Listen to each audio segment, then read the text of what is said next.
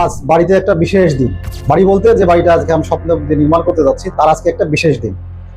কেননা একটু পরেই আমার বাড়ির ছাদ ঢালাই হতে যাচ্ছে। কিন্তু আমি কি জানি আমার এই ছাদ ঢালাই করার আগে আমি কি সবকিছু পরিপূর্ণভাবে দেখে নিয়েছি যে ছাদের নিচে আমি থাকবো, সেই ছাদটা কি যথাযথভাবে নির্মাণ হচ্ছে? প্রিয় দর্শক, আসসালামু আলাইকুম। আমি প্রকৌশলী Mohammad Moniruzzaman, lead engineer, Mohona building design and idea. দর্শক, ঢালাই করার আগে আমি কি সব নিশ্চিত যে আজকে আমাদের যে কংক্রিটটা আমি ঢালাই করতে যাচ্ছি ছাদের জন্য, সেটা আমাদের পরিপূর্ণভাবে সবকিছু ঠিক করা হয়েছে? আমি যে রড ব্যবহার করতেছি সেই রডটা কি ডিজাইন অনুযায়ী পরিপূর্ণভাবে ফেব্রিকেট করা হয়েছে? আমি যে ম্যাটেরিয়ালসগুলো নিয়ে আসছি সেই ম্যাটেরিয়ালসগুলো কি সব যথাযথভাবে পরিষ্কার করা হয়েছে কিনা বা ভিজানো হয়েছে কিনা? আমি যে শাটারিংটা করেছি ছাদের জন্য সেই শাটারিংটা কি আমার যথাযথ আছে কিনা? ডিজাইন অনুযায়ী আমার ভীমের যে ফর্ম ওয়ার্কটা হওয়ার কথা ছিল সেটা কি আমার হয়েছে? আমার যে মাপ অনুযায়ী করার কথা ছিল সেটা কি আমি করেছি? আমি যদি না দেখে থাকি বা না বুঝে থাকি, তাহলে এই যে ছাদ ঢালাইটা আমি করতে যাচ্ছি সেটা কিন্তু আমার জন্য একটা বিপদের কারণ হয়ে দাঁড়াবে। প্রিয় দর্শক, কেন বিপদের কারণ হবে? কেননা আমি যে বাড়িটা নির্মাণ করতে যাচ্ছি এই ছাদটা হচ্ছে তার ভিতরে সবচেয়ে গুরুত্বপূর্ণ একটা অংশ। আমার বাড়ির কাজে যদি ছাদটা দুর্বল হয়ে যায়, ডিজাইন অনুযায়ী কাজটা না করা হয়, তাহলে যে কোনো ধরনের প্রাকৃতিক দুর্যোগের সময় সবচেয়ে বড় বিপদের কারণ হয়ে দাঁড়াবে। প্রিয় দর্শক, ছাদ ঢালাই করার সময় আমরা খুব ব্যস্ত হয়ে পড়ি।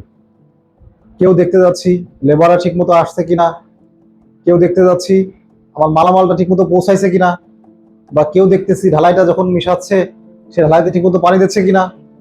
কিন্তু তার আগের যে কাজগুলো ছিল, যে রড ফ্যাব্রিকেশন, শাটারিং, লেভেলিং, এগুলো কি যথাযথভাবে হয়েছে? যদি না হয়ে থাকে তাহলে এখনই ছাদ ঢালাই অফ করুন, এক্ষুনি বন্ধ করে আগে ওইগুলো ঠিক করতে হবে। আপনি আজকাল পত্রিকা দেখলে বা ইউটিউব বা সোশ্যাল মিডিয়াতে দেখবেন যে বিভিন্ন জায়গায় বিল্ডিং এর ছাদ ধসে পড়তেছে।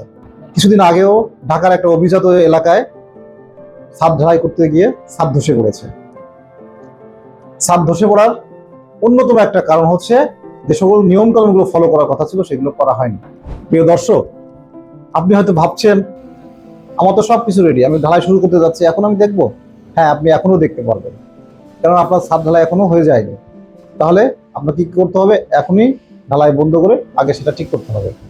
তো দর্শক, আমরা যখন কাজ করতে যাব ছাদের কাজের ক্ষেত্রে, ছাদ ঢালাইয়ের পূর্বে আমরা যে সকল বিষয়গুলো খুব জরুরি ভিত্তিতে আমরা দেখে রাখবো তা হলো ছাদে যে শাটারিং এর যে মালামালগুলো আসতেছে, বিশেষত যদি স্টিলের পপস থাকে বা স্টিলের ফ্রেম অফ থাকে বা ফর্ম অফ থাকে, যাই থাকুক না কেন, স্টিলের হতে পারে, উডেন হতে পারে। যদি স্টিলের হয় তাহলে স্টিলের যে পপস গুলো আছে সেগুলো যথাযথ মানসম্মত কিনা। আর যদি উডেন শাটার হয় সেক্ষেত্রে আপনার বাঁশ বা কাঠের যে শাটারের যে অন্য যে অংশগুলো আছে সেইগুলো ভালো মানের কিনা সেটা আপনাকে আগে নিশ্চিত হতে হবে।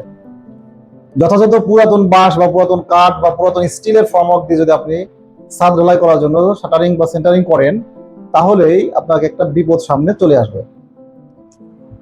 আপনি যদি বাড়ি যখন করবেন, আপনার বাড়ি নির্মাণ করার সময় আপনার বিল্ডিং এর হাইট যদি বেশি হয়, 12 ফিটের উপরে যদি হয়, তাহলে অবশ্যই আপনাকে এখানে শাটারিং এর যে নিচে যে প্রপস গুলো আছে বা বাঁশগুলো আছে এতে ব্রেসিং করে দিতে হবে। যদি আপনি ব্রেসিং না করে দেন, তাহলে পরবর্তীতে যখন ছাদ ঢালাই হবে, যখন ভাইব্রেশন করা হবে, কম্প্যাকশন তৈরি হবে, তখন এটা ছাদটা যে কোনো মুহূর্তে ফেল করতে পারবে। আপনি শাটারিং করার সময় একটা প্রারম্ভিক একটা লেভেল তৈরি করে নেবেন যে লেভেলটা আমার ঠিক আছে কিনা। শাটারিং এর লেভেলটা যদি ঠিক থাকে তাহলে আমার ছাদের এবং বিমের লেভেলটা ঠিক থাকবে।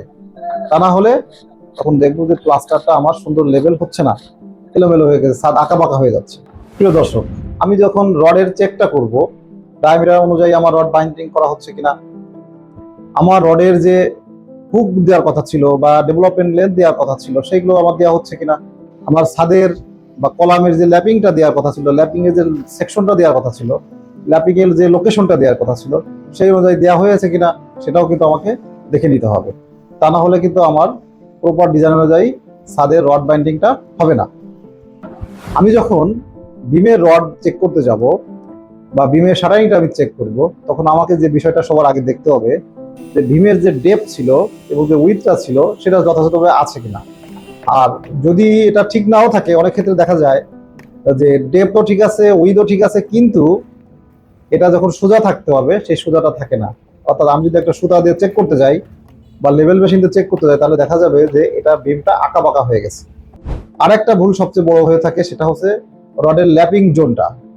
রডের ল্যাপিং জোনটা টপ লেয়ারের জন্য এবং বটম লেয়ারের জন্য আলাদাভাবে নির্দেশনা দেওয়া আছে। বিএনবিসি 2020 অনুযায়ী আপনাকে এটা ফলো করতে হবে। আপনি যদি এটা না করেন, তাহলে আপনার ল্যাপিংটা যদি আপনি ভুল করে ফেলেন, তাহলে কিন্তু আপনার যথাযথভাবে ডিজাইন অনুযায়ী কাজটা করা হলো না। প্রিয় দর্শক, আপনি কি কখনো পুরোনো বিল্ডিংগুলোর ছাদ দেখেছেন? যদি কখনো আজ থেকে 30-40 বছর আগে পুরোনো কোনো বিল্ডিং এর কাছে যান, যদি শোনেন যে বিল্ডিং এর ছাদটা ফেটে গেছে বা ছাদ থেকে ঝুরঝুর করে কংক্রিট ধসে পড়তেছে, তাহলে একটু খেয়াল করে দেখবেন যে ওই যে কংক্রিটটা ধসে পড়ছে, তারপরেই দেখা যাচ্ছে রডের লেয়ারটা দেখা যাচ্ছে, একটা রড মরিচা পড়ে ফুলে গেছে। এর প্রধানতম কারণ হচ্ছে কভারিং। আমার ছাদের কভারিংটা যথাযথভাবে না করলে এই সমস্যাটা দেখা দেয়। এটা আমরা অনেক সময় ভুল করে থাকি। আমরা ক্লিয়ার কভারটা নিয়ে অনেক সময় গাফিলতি করি, আমরা গুরুত্ব দেই না, কিন্তু এটা দিতে হবে। এটা যদি না দেওয়া হয়, তাহলে কিন্তু পরবর্তীতে যে বিষয়টা বললাম, এটা আপনার বিল্ডিং এর ক্ষেত্রেও হতে পারে। তো দর্শক, আমরা যখন ইলেকট্রিক্যালের কাজটা করি, আমরা এই ব্যাপারটা খুব হেলাফেলা ভাবে দেখি। আমরা মনে করে থাকি ইলেকট্রিক্যালের কাজ, এটা পাইপ একটা ভাবে নিয়ে গেলেই তো হলো, কিন্তু না। আপনাকে নির্দিষ্ট একটা স্থান বরাবর আপনাকে কন্ডুইটগুলো নিতে হবে। আপনি যদি অতিরিক্ত কন্ডুইট ব্যবহার করেন, অর্থাৎ ইলেকট্রিক্যাল পাইপ যদি অতিরিক্ত ঘন হয়ে যায়, একই জায়গায় যদি গাদাগাদি হয়, তাহলে সেখানে কিন্তু কংক্রিটের ভলিউমটা কমে যাবে। অর্থাৎ কংক্রিটটা যেখানে কম হবে, সেখানে কিন্তু আপনার কাস্টিংটাই সমস্যা হবে। তাই ইলেকট্রিক্যাল ওয়ারিংটা করার সময় আপনাকে বেশ কয়েকটা জিনিস ফলো করতে হবে।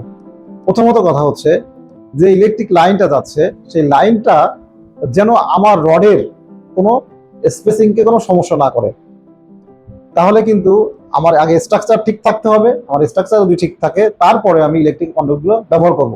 এজন্যই কিন্তু একটা সুন্দর বাড়ি করার আগে আপনাকে যখন একটা ইলেকট্রিক্যাল ডিজাইন করতে হবে, তখন ইলেকট্রিক্যাল ডিজাইনের কাজই হচ্ছে আর্কিটেকচারাল এবং স্ট্রাকচারাল ডিজাইনকে সমন্বয় করে ইলেকট্রিক্যাল ডিজাইনটা করা হয়। কোনোটাকে বাদ দিয়ে কোনোটা করা হয় না। আমরা যখন শাটারিং করি, কন্ট্রাক্টর বা মিস্ত্রি সাধারণত প্রথম অবস্থায় একটা লেভেলিং করে থাকে, কিন্তু পরবর্তীতে আমার যখন পুরো কাজ কমপ্লিট হয়ে যাবে, আমার ছাদের রড ফেব্রিকেশন কমপ্লিট, শাটারিং তো আগেই শেষ হয়েছে, এখন আমার ঢালাইয়ের প্রস্তুতির জন্য আমি একটা নির্দিষ্ট ডেট তৈরি করব যে আমি অমুক দিনে আমি ঢালাইটা দিতে চাচ্ছি। কিন্তু আপনাকে তার আগে নিশ্চিত হতে হবে যে আমার ছাদের লেভেলটা করা হয়েছে কিনা। আমি তো বটম লেভেল যদি আমি ঠিক মতো না করি, আমার টপ লেভেলটাও আমি ঠিক মতো পাবো না।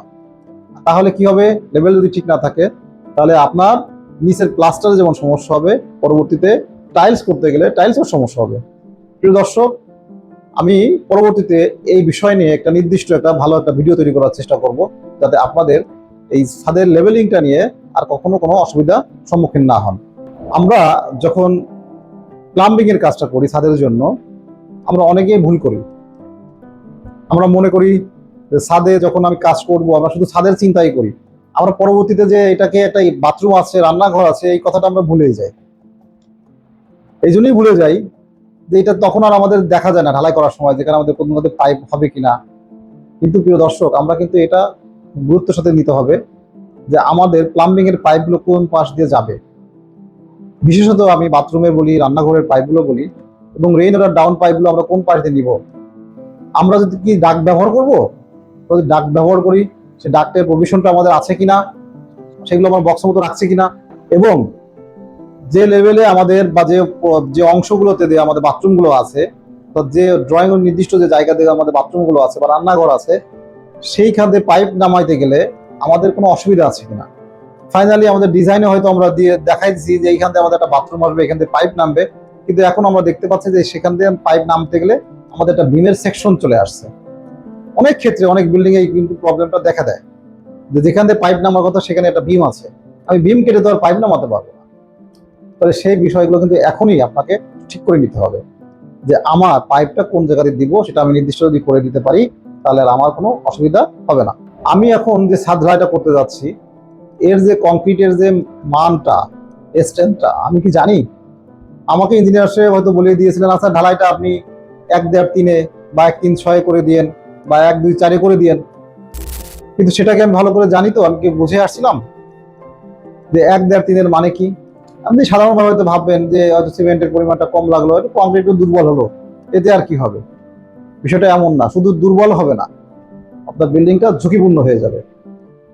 কারণ আমরা যখন একটা ডিজাইন করি, আমরা ডিজাইন করার সময় আমাদের প্রথমে যে বিষয়টা থাকে সেটা হচ্ছে আমার কংক্রিটের স্ট্রেংথটা কত হবে সেটা আমরা আগে নির্দিষ্ট করে নেই। আপনার যে কোনো স্ট্রাকচারাল ইঞ্জিনিয়ার এই কাজটা প্রথমেই করে নেবেন, অর্থাৎ আপনার ছাদের কংক্রিটের মান তিনি আগেই কিন্তু নির্ধারণ করে দেন। ছাদ কমপ্লিট করার পরেই কি আমার দায়িত্ব শেষ হয়ে গেল? না, এরপরেই আমার আর একটা পার্ট চলে আসবে, সেটা হচ্ছে কিউরিং।